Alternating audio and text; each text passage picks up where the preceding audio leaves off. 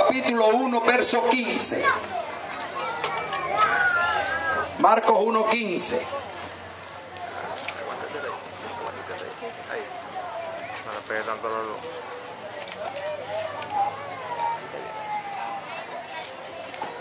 ¿Ah? ¿Lo tiene? Ok. Entonces vamos a compartir la lectura.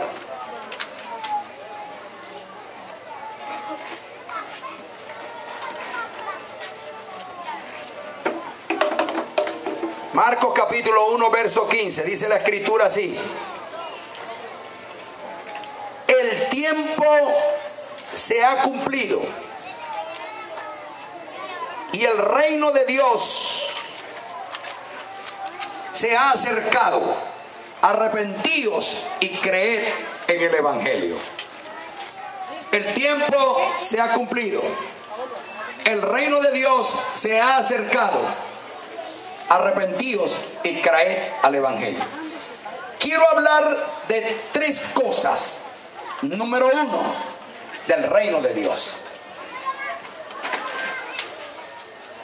En el mundo han existido muchos reinos.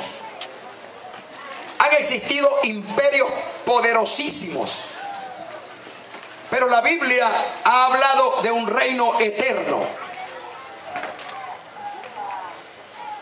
En la revelación a Daniel, Dios le revela el establecimiento de un reino en la tierra. Y hemos visto pasar históricamente todos los reinos y han ido desapareciendo grandes reinos, grandes imperios como el imperio babilónico. Fue uno de los grandes imperios de la historia del mundo. El imperio que dejó culturas, el imperio que dejó leyes. Pero ese imperio un día cayó. Si usted lee la historia del imperio babilónico, es un imperio que cae por haber profanado las cosas de Dios. Vino luego un famoso imperio muy poderoso que fue el imperio medo-persa. Un imperio gigante, se le llamó el imperio de hierro. Ese imperio cayó bajo el poder de los asirios y nace el imperio asirio, y así sucesivamente hasta llegar a los imperios más grandes como es el imperio romano, que lo conocemos porque en segundo año de bachillerato lo estudiamos a fondo. Estudiamos los Césares y estudiamos a toda esa gente. Vemos películas como la de Gladiador, como la de Spartacus y otras más, y podemos ver cómo se mezcló el imperio griego con el imperio romano y conquistaron el mundo conocido. Grandes imperios. Pero en medio del imperio romano aparece una palabra importante que es: el tiempo se ha cumplido. Y cuando me puse a estudiar el asunto del tiempo se ha cumplido, fue interesante. El mejor tiempo del mundo fue el tiempo del imperio romano.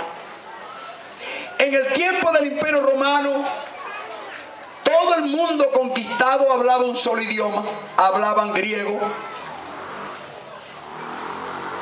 Un dicho famoso dice: todos los caminos conducen a Roma, porque Roma construyó carreteras a todas las ciudades que ellos conquistaron.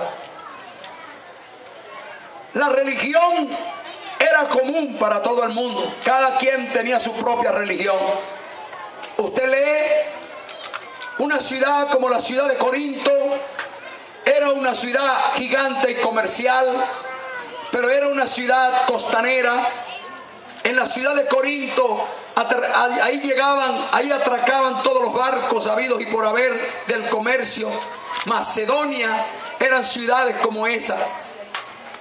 Y cuando llegaban los barcos a la ciudad de Corinto, la gente buscaba el templo donde estaban sus dioses.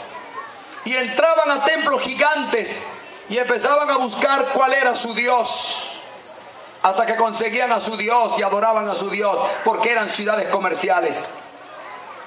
La única regla que existía era que deberían quemarle incienso al César, declarar que el César es Dios y quemarle incienso.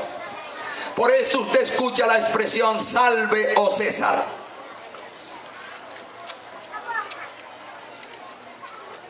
En ese tiempo, cuando la religión estaba en decadencia, en ese tiempo, cuando se podía ir a cualquier parte del mundo conocido, en ese tiempo en que había un solo gobierno, que era el gobierno romano, en ese tiempo que había una moneda, una economía igual para todos, entonces aparece Jesús, el Hijo de Dios. Por eso dice, y el tiempo se ha cumplido. Jesús vino en el tiempo preciso, en el momento preciso, en el momento donde Él podía plantar el reino de los cielos sin problemas. Podía expandir por el mundo el reino de los cielos. Y Jesús viene a Jerusalén y de Israel. Israel es una ciudad clave en el mundo hasta hoy, porque está ubicada al lado del Mar Muerto. Está entre el mundo árabe y el mundo europeo. Es un lugar clave para todo. Por eso todo el mundo quiere conquistar a Israel. Todos quieren tener a Israel, porque es una facilidad para la guerra mundial. Y ahí está Israel, al lado del mar Mediterráneo. Y Jesús inicia su ministerio en Israel. Pero su ministerio era plantar el reino de los cielos. Plantar el reino en la tierra. Establecer el reino de los cielos en la tierra.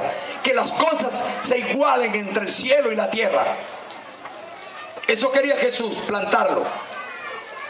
Y llegó en el momento preciso para sembrar su palabra en el corazón de 12 hombres que empezaron a expandir el reino de los cielos, a llevar todo lo referente al reino de los cielos a la gente, a llevarle todos los beneficios del reino, a llevarle las promesas del reino, a llevarles el cambio radical en la vida de los hombres.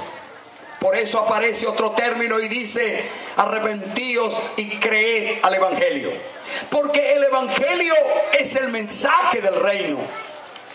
La palabra evangelio es una palabra griega que quiere decir buena nueva. Las buenas nuevas del reino. Y la gente solo tiene que creer al evangelio. La gente no tiene que pagar nada para tener el reino. La gente no tiene que pagar nada para entrar al reino y pertenecer al reino de los cielos. No tiene que pagar nada. La gente no tiene que ofrecer sacrificios para estar dentro del reino. Históricamente a los hombres les han exigido sacrificios. En la religión que usted busque, si usted busca la religión islámica, usted tiene que ofrecer sacrificio. La religión islámica dice que si usted no peregrina una vez en la vida a la Meca y paga el Ramadán, que es un mes de ayuno y oración, y un mes de caminar y peregrinar hasta la Meca, usted no es salvo. El Islam dice que si usted no mata infieles, usted no será heredero de lo que Alá tiene para usted. Usted tiene que pagar el precio en la religión. Y por eso es que usted ve a un islámico, a un musulmán, amarrarse C4 en el pecho, meterse un gabán, entrar a un banco norteamericano, a un banco francés, a un banco inglés y volar con toda la gente que esté dentro del barco. No les importa morir, porque el Corán dice que si él mata a muchos infieles, Alá lo pondrá a reinar en algún lugar del universo y le dará un harén que tendrá la cantidad de mujeres cuantos él pudo matar. Por eso a él no le importa subir a un avión con una bomba en la mano y explotar el avión en el aire. Él va a morir, pero va a heredar la vida eterna, porque eso le enseña el Corán.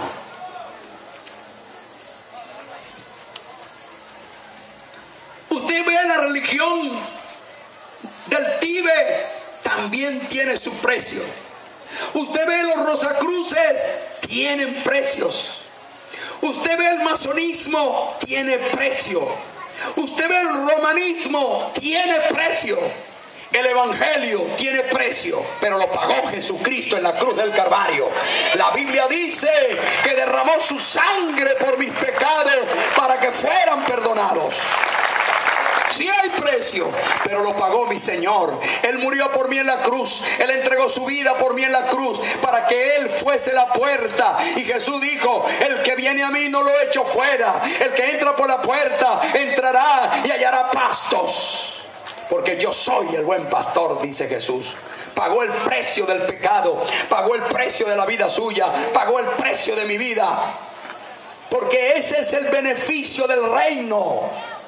Para que usted esté dentro del reino y disfrute de un testimonio como el de Marianela o de un testimonio como el de Juana. Eso ocurre dentro del reino. Dios va a bendecir tu vida porque está dentro del reino de los cielos. Pero Jesús dijo: mi reino no es de este mundo. Porque los reinos de este mundo son perecederos. ¿Cuántas naciones caen? ¿Cuántas naciones en el mundo caen? En los años 80, en los años 90, la gran Rusia, la gran Rusia temida. Los gringos tenían miedo de Rusia. El mundo tenía miedo de la Unión Soviética. Tenían miedo de ese conglomerado de países socialistas y comunistas como Checoslovaquia, Eslovenia, Bosnia, Rusia y otros países más que formaban la Unión Soviética. Se le conocía como las cortinas de hierro, donde morían miles y miles de hombres que adoraban a Jesús. Morían pastores, morían misioneros, torturaban a los hombres de Dios, porque no existía Dios, porque no creían en Dios. Nadie podía tener una Biblia, porque se quemaban las Biblias por montones y las lograban tomar en los pueblos. Habían erradicado casi la Biblia de la Unión Soviética, porque era un país comunista, era invencible, gigante. Pero Dios la derrumbó. Finales de los 90, principios de los 2000, aparece la famosa perestroika y derrumba la Unión Soviética, que hoy es nada.